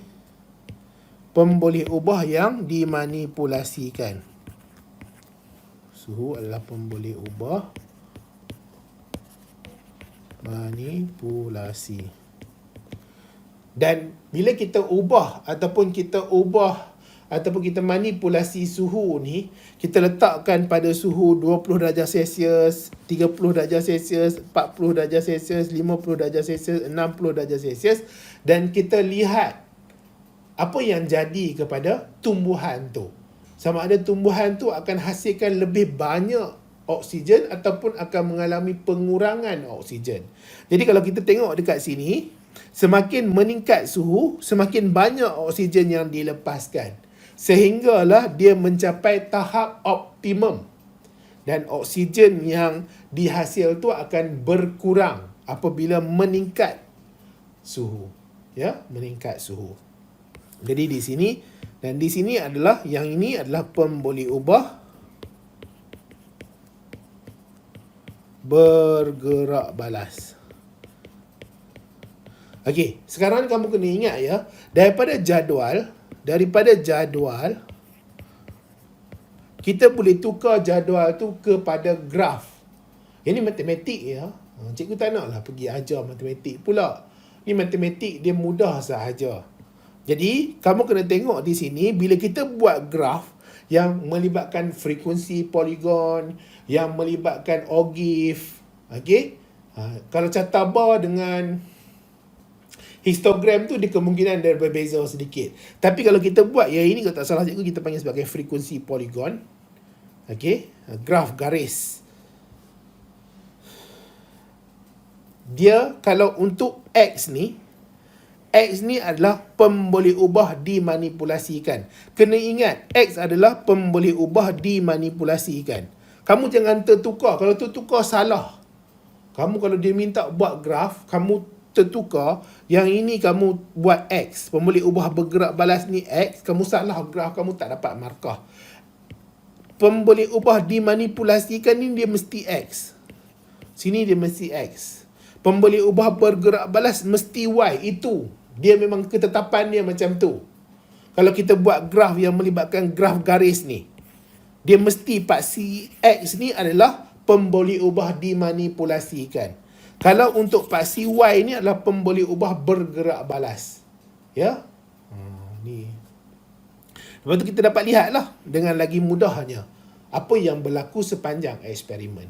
Jadi ini adalah proses komunikasi. Macam mana kita nak bagi tahu dekat orang yang nak baca tu, orang yang nak tanda, orang yang nak lihat apa benda keputusan yang kita dapat daripada eksperimen tu.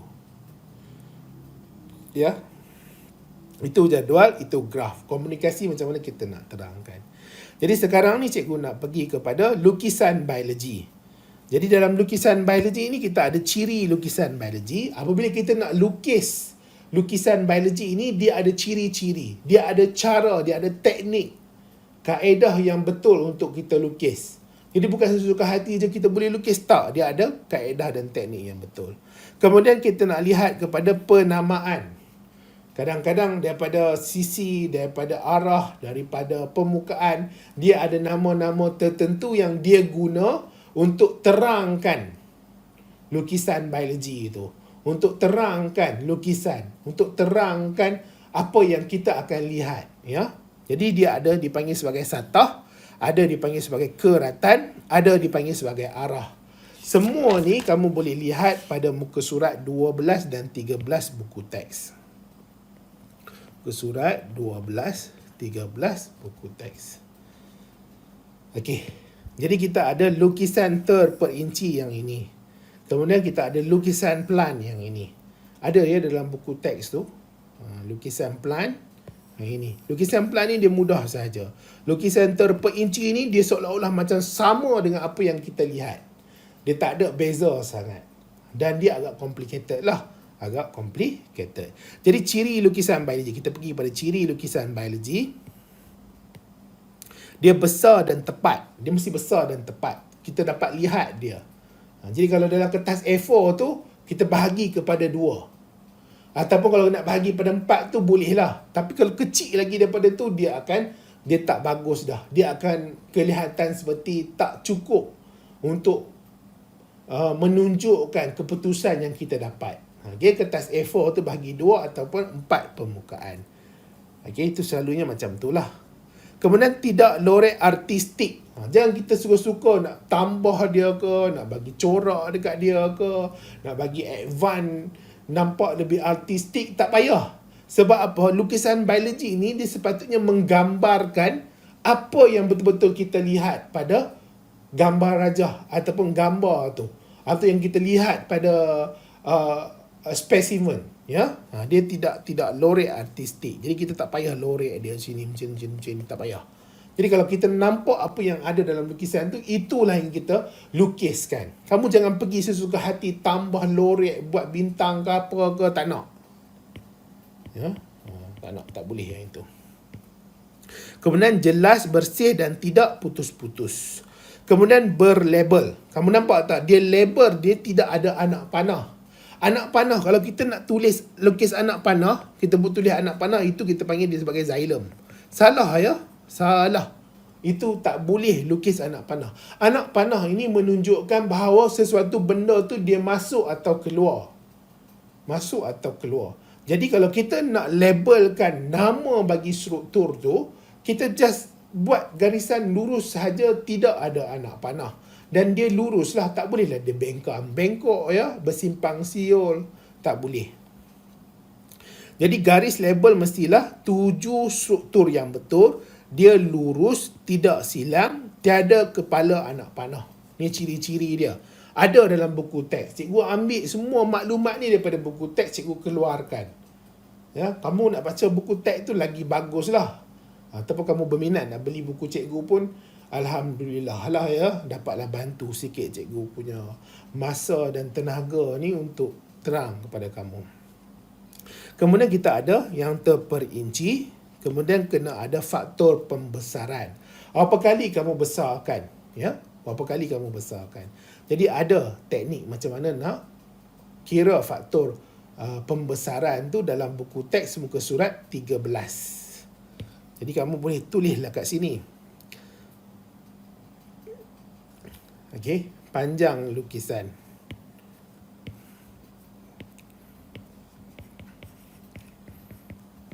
Panjang lukisan dalam sentimeter bahagi dengan panjang spesimen dalam sentimeter. Jadi panjang lukisan. Jadi kita ada contohnya satu pokok. Okey, pokok. Jadi kita ambil pembaris, kita ukurlah pokok ni. Kita ukur pokok ni, kita dapat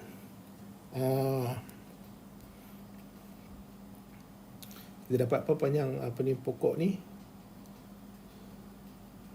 Kita dapat 3.4. Okey.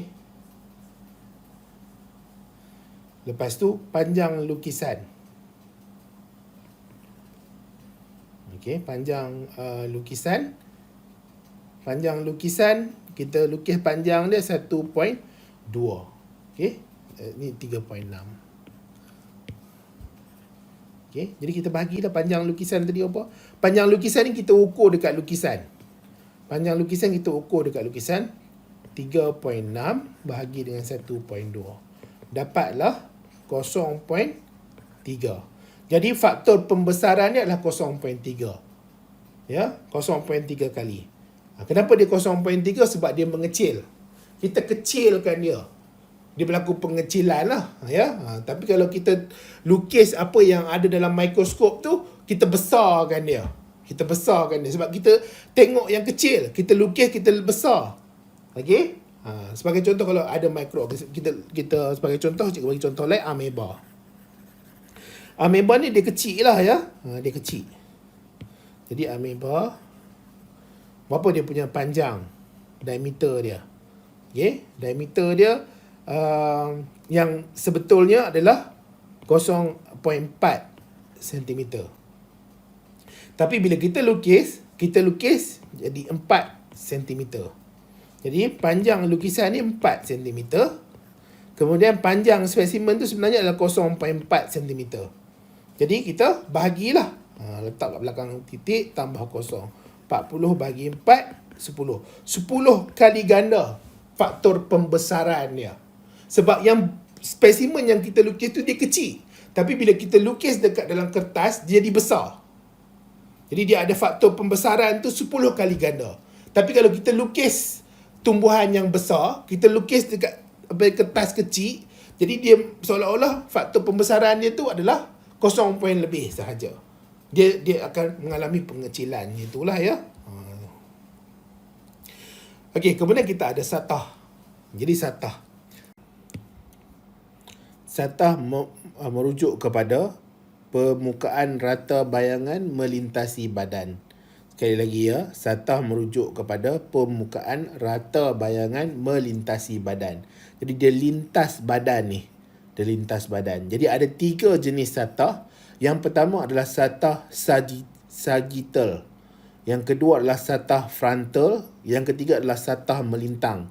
Jadi kita tengok dulu apa dia punya maksud dia ataupun dia punya penerangan dia. Dan kamu boleh lihat juga dalam buku teks ya. Buku teks muka surat 13. Buku teks muka surat 13. Jadi kita ada 3 jenis satah sagittal, satah frontal, satah melintang. Yang pertama adalah satah sagittal. Satah sagittal ni dia bahagikan tubuh kiri kanan. Dia bahagi tubuh kiri kanan. Bahagi tubuh kiri kanan. Kalau kamu dengar, dia pun mudah aja. Dia bahagi tubuh kiri kanan. Dia ada bahagian tubuh kanan ni, dia ada bahagian tubuh kiri. Ya, sebelah sini kanan lah. Ya, kalau tengok daripada dalam biologi ni selalu sebelah situ mesti kanan dan sebelah sini adalah kiri. Okey, satah sagittal bahagi tubuh kiri dan kanan. Jadi yang ini ni. yang hijau ni. Kiri dan kanan. Kiri, kanan. Kemudian satah frontal. Satah frontal pula bahagi tubuh depan dan belakang. Satah frontal. Yang ni, satah frontal ni yang warna biru ni. Satah frontal yang warna biru. Dia akan bahagi tubuh depan dan belakang. Depan, belakang. Dia akan bahagi tubuh depan dan belakang. Kemudian kita ada satah melintang. Satah melintang ni bahagi tubuh atas bawah. Dia bahagi tubuh atas dan bawah. Jadi yang ini, satah melintang bahagi tubuh atas dan bawah. Kemudian kita ada keratan. Jadi keratan ni apa? Dia potongan. Kalau satah tadi dia permukaan rata melintasi badan. Kalau keratan ni dia potongan. Jadi kalau cikgu minta kamu untuk potong ataupun buat keratan, sama ada keratan ada dua jenis. Satu keratan rentas, buat potongan secara rentas ataupun potongan secara membujur. Okey, keratan membujur. Yang ini ada pada muka surat 14. Kamu boleh tengok tu, dia potong lobak merah atau carrot, ya. Potongan dia tu.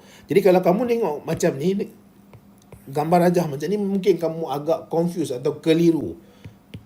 Jadi kita macam ni keadaan dia. Kena kecilkan sikit lah ya. Okey, kamu tengok ya. Dalam buku teks tu dia ada tulis dan cikgu pun ada mudahkan perkataan dia ni. Kalau keratan rentas ni dia akan bahagi struktur atas dan bawah. Jadi maksudnya bila kita potong dia ada bahagian atas dan bahagian bawah dia akan bahagikan. Jadi ini keratan rentas, dia akan potong bahagian atas, bahagian bawah. Tak kira lah kita tengok dia daripada keadaan mana. Ada bahagian atas, bahagian bawah. Dia potong. Okey, kalau keratan membujur, dia akan potong bahagian struktur kiri dan kanan. Jadi ini struktur kanan, ni struktur kiri dia akan potong. Ya, dia akan potong. Iaitu kita panggil sebagai keratan membujur. Ada keratan rentas, ada keratan membujur. Jadi boleh ya. Kemudian kita ada arah. Jadi ini adalah lukisan biologi. Bila kita nak ceritakan tentang arah, kita nak labelkan dia mengikut arah. Jadi ada arah dia superior. Superior ni atas, lateral ni tepi, inferior ni bawah, ventral ni bawah, dorsal ni atas, posterior belakang, anterior depan. Jadi selalunya kalau untuk manusia ni, kita tak panggil atas ni superior. Kita tak panggil dia dorsal. Kita panggil dia superior. Bahagian atas kepala adalah superior. Bahagian bawah pula adalah inferior. Bahagian bawah inferior. Bahagian sisi ni lateral. Bahagian sisi lateral. Okey? Contohnya macam haiwan yang kita tengok, kucing. Kucing pula ikan ni. Ikan ni bahagian bawah kita panggil dia sebagai, arah ke bawah tu kita panggil dia sebagai ventral. Arah ke atas kita panggil sebagai dorsal. Arah ke depan kita panggil anterior. Arah daripada belakang tu kita panggil posterior. Kalau kucing, contohnya kucing. Jadi atas ni mestilah dorsal. Bawah ni ventral. Depan ni adalah anterior. Belakang ni adalah posterior. Sama jugalah lembu, anjing ya. Jadi yang ini dia punya yang melibatkan arah. Manusia tu dia punya struktur badan dia berbeza. Ya, dia berbeza. Jadi dia gunakan superior, inferior, lateral. Tapi ada juga ya, anterior, posterior, ventral, dorsal ada juga. Apabila kita kadang-kadang sebut dorsal, kita sebut ventral, ada juga yang melibatkan struktur dalam badan manusia. Dalam badan manusia. Okey, jadi itu adalah melibatkan lukisan biologi. Jadi kita pergi pada bahagian yang akhir sekali, iaitu penyiasatan saintifik. Jadi bila kita nak buat penyiasatan saintifik, kita nak buat siasatan. Kita nak siasat satu-satu masalah, satu-satu benda yang kemungkinan tidak ada jawapan. Yang kita nak jalankan penyiasatan untuk kita dapat cari jawapan dia. Ya, jadi ini dia punya prosedur ataupun dia punya langkah-langkah untuk menjalankan penyiasatan saintifik. Jadi langkah yang pertama apa dia adalah untuk kenal pasti masalah. Jadi ini langkah lah ya, kamu boleh tambah dalam nota, ni langkah. Kenal pasti masalah. Apa masalah? Selalunya dia akan melibatkan topik-topik tertentu dulu kita akan belajar dan fahamkan. Lepas tu barulah kita kenal pasti masalah yang ada dalam topik itu. Mungkin yang melibatkan pergerakan air. Kita belajar topik pergerakan air. Jadi kita nak kenal pasti masalah dalam pergerakan air. Jadi pergerakan air akan berlaku daripada luar bahan ke dalam bahan ke ataupun daripada dalam bahan ke luar bahan. Jadi kita kenal pasti masalah. Kemudian kita bina hipotesis. Jadi hipotesis ni apa? Hipotesis ni adalah educated guess. Ramalan yang secara bijak kita buat. Ramalan secara ilmu yang kita buat. Macam mana ilmu tu kita boleh dapat? Kita dah belajar lah. Kita dah belajar topik tertentu. Kita dah fahamkan konsep-konsep yang ada. Ataupun sebelum-sebelum ni kita pernah dengar tentang benda tu. Jadi kita datangkan dengan ramalan daripada eksperimen yang kita buat tu nanti, apa di kemungkinan keputusan dia. Apa kemungkinan keputusan dia? Itu adalah hipotesis. Kemudian kita kenal pasti pemboleh ubah. Pemboleh ubah ni ada 3. Ulang banyak kali kan benda ni. Kita ada pemboleh ubah yang dimanipulasikan, pemboleh ubah yang bergerak balas, pemboleh ubah yang kita kawal. Kita tak nak dia berbeza-beza. Sebab yang berbeza tu adalah dimanipulasikan. Dan kamu kena ingat, bila kita nak buat graf, yang dimanipulasikan mesti paksi X. Yang bergerak balas tu mesti paksi Y. Okey, seterusnya kenal pasti kaedah kumpul data. Jadi macam mana kita nak kumpul data? Kita guna pembaris ke? Kita bilang buih-buih ke? Ataupun kita guna penimbang ke? Jadi kita kenal pasti macam mana kita nak kumpul data tu. Kemudian kita rancang, jalankan penyiasatan saintifik. Kita rancang lah prosedur dia macam mana. Awal nak kena buat apa, seterusnya nak buat apa, seterusnya nak buat apa. Kemudian kita kumpul data, kita interpretasi data. Kita cuba terangkan ataupun cuba interpret, cuba fahamkan data tu kenapa macam tu. Ya. Kemudian kita buat kesimpulan dan kita tulis laporan. Jadi habislah bab yang pertama ni ya. Bab pertama ni melibatkan pengenalan kepada biologi dan peraturan makmal. Penting bab pertama ni. Kamu jangan skip pula bab pertama ni. Kena fahamkan juga bab pertama ni. Sebab ini adalah asas. Dia foundation. Okey, dia asas. Supaya nanti kita tak terkejut sangat bila kita masuk bab kedua, bab ketiga, keempat. Apa benda nak belajar ni sebenarnya? Kita nak belajar tentang kehidupan dan faktor-faktor yang mempengaruhi kehidupan, persekitaran yang mempengaruhi kehidupan. Dan daripada ilmu-ilmu, kajian-kajian tentang kehidupan tu, kita akan jalankan eksperimen-eksperimen untuk membuktikan teori-teori, ilmu-ilmu yang kita belajar tu betul atau tidak. Ya? Jadi ini bab 1, pengenalan kepada biologi dan peraturan makmal. Jadi ada nombor cikgu ni 0113837470. Kalau kamu berminat nak dapatkan nota ni, boleh WhatsApp. Kamu WhatsApp lah ya, WhatsApp. Telegram ni cikgu kurang sikit lah nak guna. Kadang-kadang tak perasan. Kamu WhatsApp cikgu, bagi tahu kalau kamu tanya pun tak apa, tak beli pun tak apa, tanya. Ya, kalau kamu berminat lah. Tak semestinya kena beli, tak apa. Cikgu akan cuba sedaya mampu untuk jawab mesej kamu. Ini adalah nombor cikgu. Boleh tanyalah tentang nota kalau berminat. Kalau kamu tak berminat pun, kamu ada masalah kewangan ke apa, boleh baca buku teks. Memang semua nota yang cikgu buat ni adalah berdasarkan buku teks. Cuma cikgu mudahkan dia dalam bentuk peta minda. Ya, mudahkan dalam bentuk peta minda. Jadi untuk bab yang kedua, kita akan cuba fahamkan tentang biologi sel dan organisasi sel. Okey, banyak juga ya untuk yang bab kedua ni. Tapi tak apalah, dia tak ada lah terlalu sukar sangat. Ni masih lagi awal-awal. Ya.